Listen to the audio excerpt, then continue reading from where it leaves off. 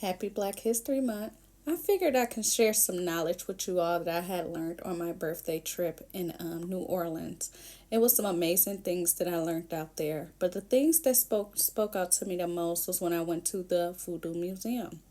And believe it or not, as we try to say about all these other religions, they took so much from the Africans during colonization, and they are practicing the stuff in the religions now.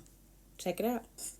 So here you can see where it tells you that voodoo and hoodoo originally came from the Africans that were colonized. During these oppositions when they were colonized, you can see that the French had control.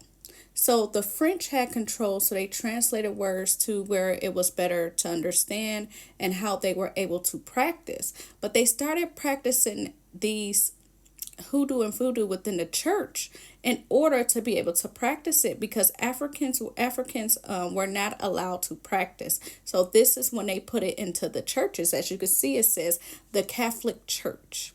So if you pay attention, a lot of religions are originated from the Catholic Church. So they took all the teachings and all the knowledge that the Africans were giving them and that they saw during the slave trade, and they put it in these religions and turn around and tell us to practice anything of this nature is considered demonic. To talk of anything about the spirit, to talk of it's just mind blowing. But they stole it.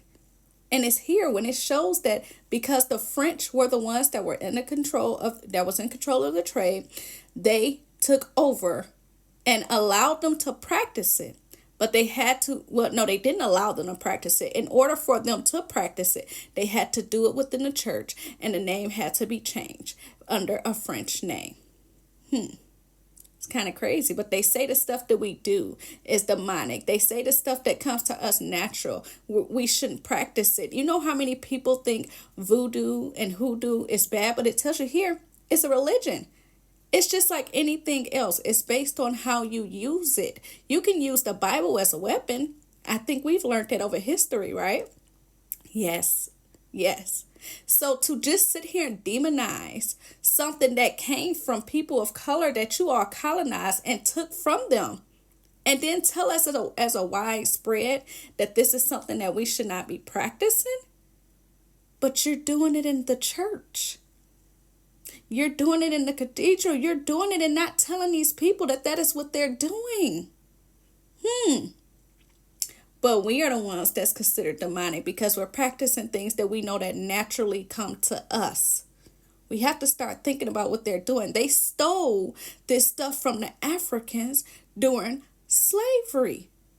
I'm going to go ahead and post some pictures that you all can read on your own to see the practices that the Africans were doing, that they learned from us and that they took from us in order to put it within their religion, and in return demonize everything that we do that comes natural for us. All of these gifts that we are waking up to, all of these practices that we are doing, these crystals and things that we wear, they all have a thing behind it, and they were hiding that from us. But while practicing it in their churches and in their temples and their cathedrals, they stole it and demonized it and told us that we could not use it. This is a reason why we weren't able to read, why we wasn't able to understand things, because once we figured this out, they knew that it was going to be a great awakening. Check these pictures out and let me know what you think.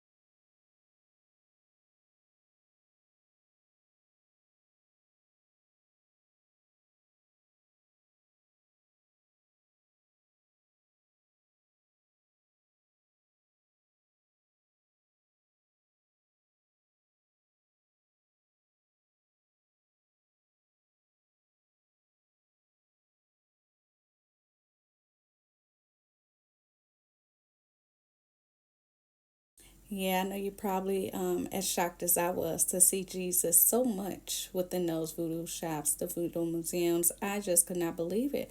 But then again, when I learned the history and how they took the Africans and their nature and they stole everything that they had and considered it demonic. And then now you look at it and you realize that it was the Catholics that did it.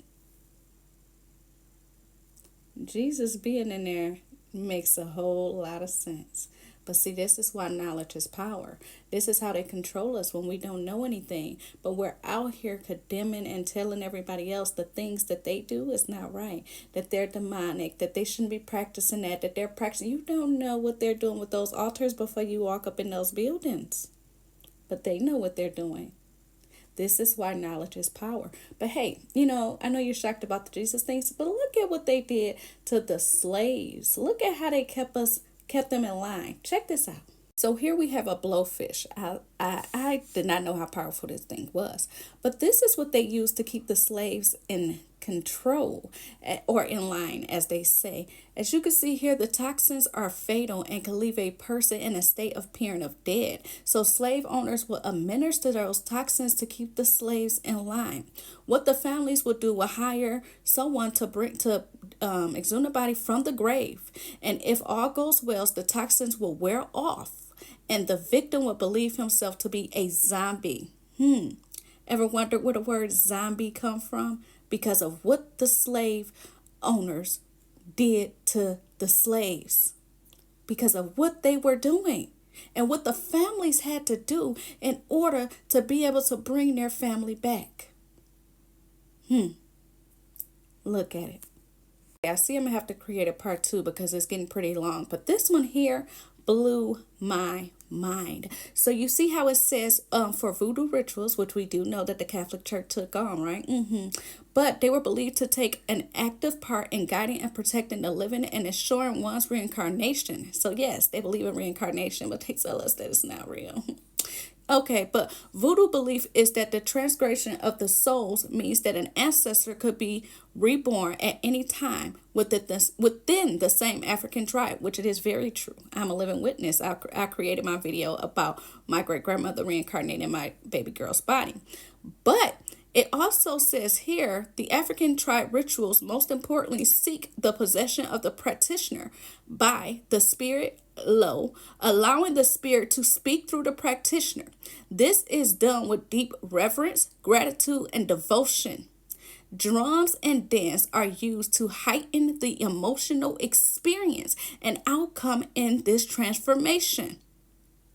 Rituals give thanks to the spirit for all previously received blessings and all partition blessings with their offerings of liquor, food, money, etc.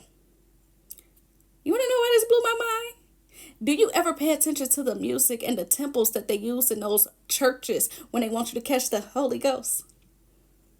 Have you ever paid attention to the music and those temples of the tones that they use when they want you to catch the Holy Ghost? This is what I say about them practicing magic within these churches and us not understanding, but you're considering people like me who had our spiritual awakening and knowing these things that we know at least what we're channeling, we're knowing what's happening. Consider us demonic, but you are practicing magic within these churches and they're using you without you knowing. And then as you see, the offerings was either liquor, food, or money. Don't you give the church money? Don't you put some churches, they have it to where you take the money and put it on the altar. We have to start thinking. They've been practicing this stuff in these churches for the longest. They've been practicing this stuff in the churches and these cathedrals and all this stuff for the longest, and we are just now knowing. Now this has gotten pretty long. I have to cut it off. I'm gonna make a part 2. Let me know if you want this part 2. But knowledge is power, and they've been controlling us for a very long time. And it's time for us to wake up and see what it is. Voodoo and hoodoo, everything can be used bad. The thing is how you use it.